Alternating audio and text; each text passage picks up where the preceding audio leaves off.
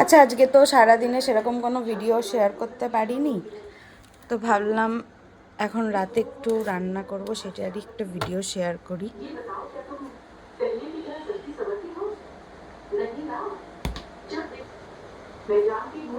এই যে কালকে যে দিদি বানিয়েছিল চিকেনটা, কালকে আমরা রাতে খাওয়ার পর এতটা থেকে গেছে, তো ভাবলাম এটা দিয়ে কি করি। তো এই যে এখন পাস্তায় আনা করিয়েছি, ভাইকে দিয়ে পাস্তা এনে দিয়েছে 2 প্যাকেট মতো।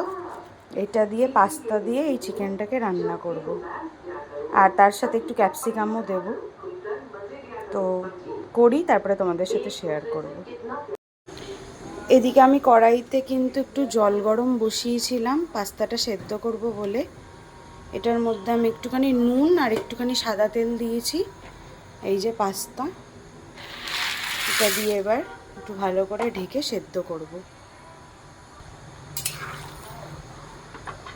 আজকে রাতে কিন্তু এটাই আমাদের ডিনার, তো ভাবলাম রাতের ডিনারটা আমি কী করছি সেটাই তোমাদের সাথে শেয়ার করি।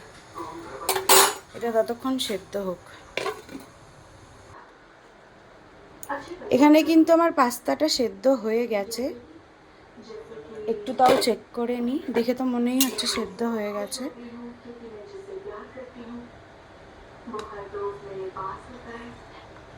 হ্যাঁ, সেদ্ধ হয়ে গেছে।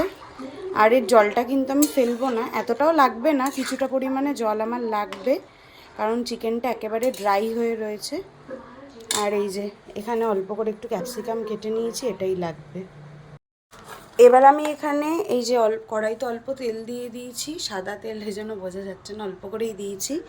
ক্যাপসিকামটা একটুখানি ফ্রাই করে নেব, আর একটুখানি টেস্টটা ব্যালেন্সের জন্য এখানে চিলি ফ্লেক্স, অরিগানো আর এই যে ফ্রেশ ক্রিম ইউজ করব। ঝালের জন্যই চিলি ফ্লেক্সটা দেবো, আলাদা করে আর কাঁচা লঙ্কা দেবো না। আর এই যে এখানে আমি পাস্তাটাকে ছেঁকে রেখে দিয়েছি, মানে স্টকটা আলাদা করে নিয়েছি পাস্তার থেকে।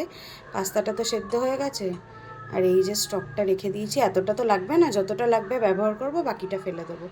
এখন তেলটা গরম হয়ে গেলে আমি আগে এটা ভেজে নেব।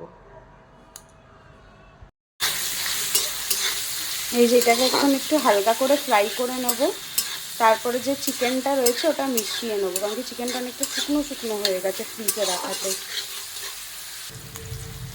এই যে এখানে সামান্য আমি লবণ দিয়ে হালকা করে একদম ভেজে নিয়েছি। এবার এই যে চিকেনটা আছে এটা আমি দিয়ে নেব।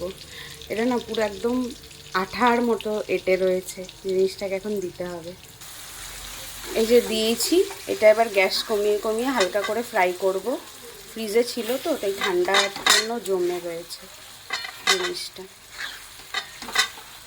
আর এই যে স্টকটা রয়েছে এটা অল্প অল্প করে দেব।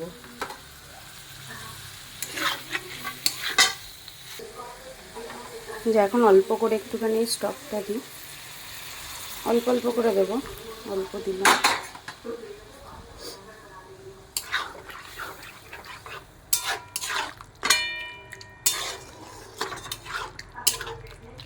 যতটা লাগবে ততটাই দেব, দিয়ে আগে এটাকে ভালো করে একটু কষিয়ে নিই। আর এবার দেখব নুন, মিষ্টি, তারপরে চিলি ফ্লেক্স, অরিগ্যানো কতটা কি লাগবে, তারপরে সেই পরিমাণে এগুলো দেবো। আর এই যে তার সাথে ফ্রেশ ক্রিমও দেবো, আর সবশেষে পাস্তাটা দেবো।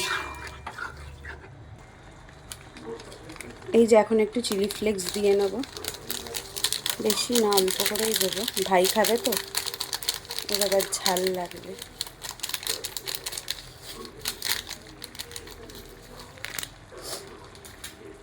তার সাথে এই যে অরিগ্যানো, বেশি পড়ে গেল যা, ঠিক আছে। আর এখন দেবো এই যে ফ্রেশ ক্রিম।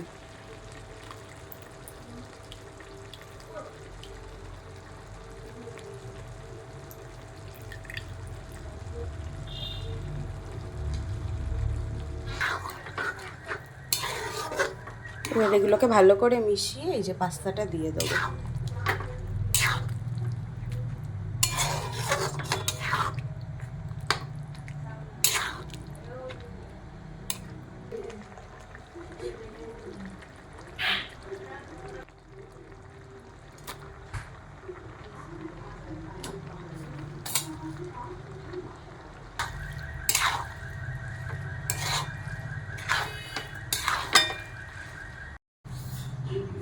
সো আমার এখানে পাস্তাটা রেডি হয়ে গেছে, আর এটা পুরো হোয়াইট সস পাস্তা লাগছে, হোয়াইট সস চিকেন পাস্তা।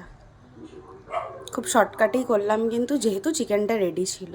তো ভিডিওটা তোমাদের কেমন লাগলো অবশ্যই কিন্তু জানিও, পারলে একবার এরকম করে ট্রাই করে খেয়ে দেখতে পারো। আর একটু সামান্য নুন মিষ্টি লেগেছে, যেটা আমি একদম শেষে দিয়েছি। তো আমার এখানে রেডি হয়ে গেছে, এবার সবাইকে ডিনারে সার্ভ করব।